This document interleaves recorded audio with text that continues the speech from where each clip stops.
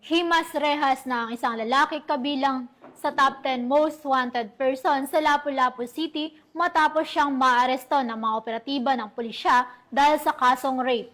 Nakibalita dyan si Patroluman Judith Nicanor. Sa kulungan bagsak ng isang top 10 most wanted person regional level na may kasong rape matapos makalaboso ng kapulisan ng Lapu-Lapu City sa barangay Basak, Lapu-Lapu City, Cebu nito lamang nakaraan.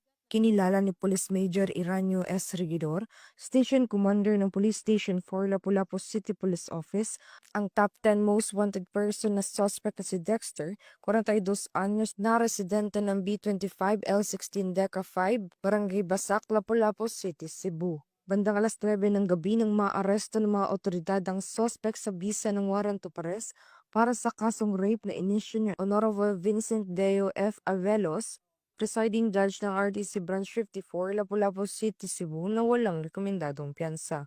Kasalukuyang nasa kustudiya ng Police Station ng Lapu-Lapu City Police Office ang suspect para sa dokumentasyon at tamang disposisyon.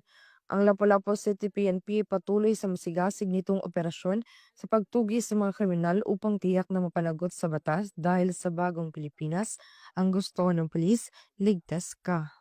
Mula dito sa Police Regional Office 7, ako ang inyong Police News Network Correspondent, Patrolwoman Judith Nicanor. Alagad ng batas, tagataguyod ng balitang pulis.